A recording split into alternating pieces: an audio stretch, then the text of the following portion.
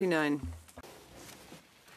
Honourable Senators, Honourable Sénatrices et Sénateurs, Honourable Senators, on the unceded and unsurrendered territory of the Anishinaabe Algonquin Nation to speak in support of Senator Ataulajan's Motion 139, that the Senate call on the Government of Canada to recognize the erasure of Afghan women and girls from public life as gender apartheid. I rise today because the human rights of women and girls in Afghanistan are being severely trampled by the Taliban regime. Afghan women are being systematically squeezed out of active and meaningful participation in Afghan society. Their rights as citizens are being drastically curtailed. Hard-won gains that were made after the previous Taliban regime was toppled in 2001 are being rapidly rolled back, and the potential for any future enjoyment of women's rights to participate and thrive politically, socially, or economically is in danger. This is a catastrophe for Afghan women. This is a catastrophe for their nation, which is suffering from the limits on women's contributions. And this is a catastrophe for all of us who believe that the human rights of all people everywhere must be protected. Colleagues, I was drawn to speak to this motion because I support it, and it is the right thing to do, but also because of some of my own first-hand experience. As I mentioned last year when I spoke in support of Bill C-41 last June, I traveled regularly to Afghanistan as a board member of the Microfinance Investment Support Facility for Afghanistan. The economic emancipation of women was a key goal of our work. Colleagues, I started my career in 1980 in the southern African country of Botswana during the dark period of apartheid experienced by our next-door neighbor, South Africa. The tentacles of that brutal apartheid regime were far-reaching throughout our region. This motion brings together these two professional and formative experiences of mine, and it also, frankly, reminds me of our own Canadian human rights transgressions against the original peoples of this land and the long-lived dire consequences of legislated discrimination and the suppression of human rights.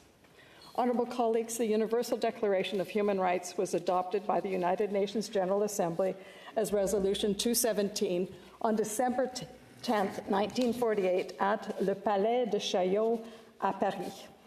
The Commission was chaired by Eleanor Roosevelt, and Canadian John Humphrey was the principal drafter of the Declaration. The Universal Declaration of Human Rights commits nations to recognize all human beings are born free and equal in dignity and rights, regardless of nationality, place of residence, sex, national or ethnic origin, color, religion, language, or any other status. Ironically, the same year the Universal Declaration of Human Rights was adopted, apartheid was formally enacted in South Africa. 148 apartheid laws were implemented over the 40 years that lasted, affecting every single aspect of people's lives in that country.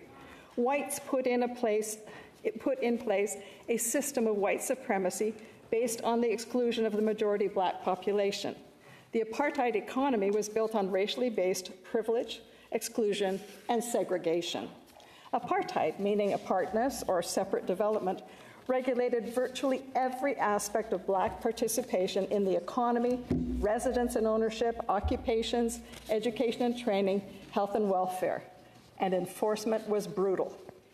While apartheid in South Africa was really more about money, power, and fear than it was about religion, there was a stated biblical case for it, and I quote, "The Bible taught that humankind, by the will of God, was separated into different races that should each have their own lands. The world is predicated on a number of unchanging creation orders, namely the family, male leadership, the state, work, and race.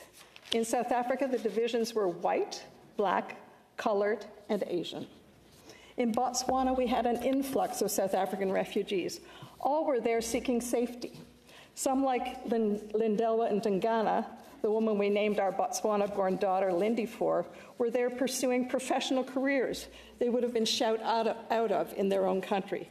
Others were there for professional reasons and for reasons of love, like Mrs. Chetty, who taught our daughter Emily. Mrs. Chetty was married to a man of another race.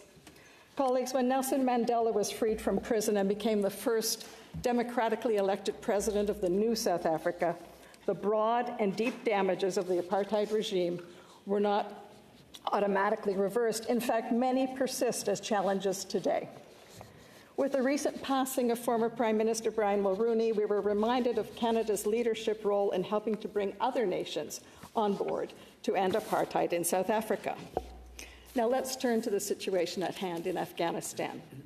The Atlantic Council has stated that the peace agreement between the Taliban and the USA, which led the U.S. withdrawal from Afghanistan, did not account for the concerns of Afghan women. Despite initial agreements for modernization, the Taliban has been destroying the progress made in the last 20 years by Afghan women and girls towards a more gender-equal Afghanistan. Since coming to power, the Taliban has issued 80 decrees targeting women and girls, creating a systematically enforced gender apartheid in Afghanistan. Where black people in South Africa were relegated to remote Bantustans, suburban townships, the domestic servants' quarters of their white bosses, or prisons if they didn't comply with the laws of apartheid, women and girls in Afghanistan are prisoners in their own homes and inside their burqas, with very little right to free movement, to participate in the economy, in education, in politics, in public spaces, and they too would end up in prison and or brutally abused if they contravened the gender apartheid system imposed by the Taliban.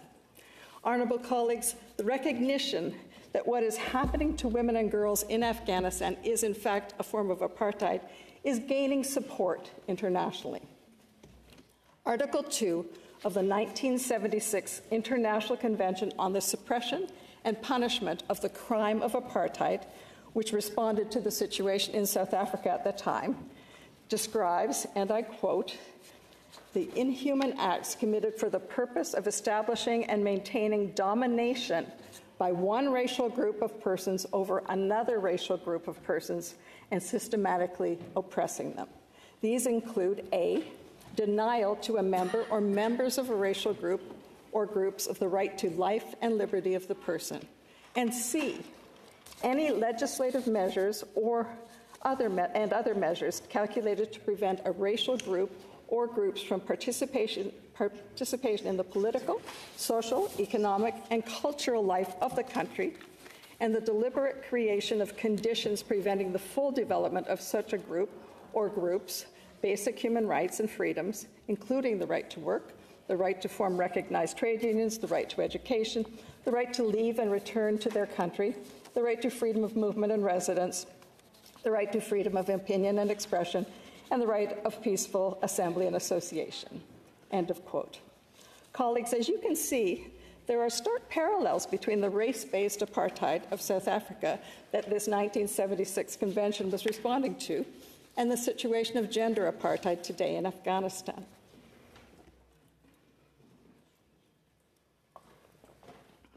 Adapted from the international law on racial apartheid, gender apartheid emphasizes that discrimination has been made the system of governance itself, such that the aim of government and public policy is to discriminate.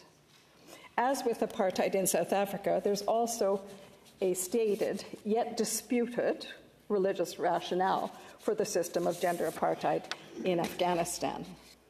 At last week's panel on gender apartheid here in Ottawa, Akila Radhakrishnan of the Atlantic Council mentioned work being done on a brief to codify gender apartheid, and she indicated that momentum is growing internationally. At that same panel, MP Garnet Genuis spoke of the importance of fully implementing Bill C-41.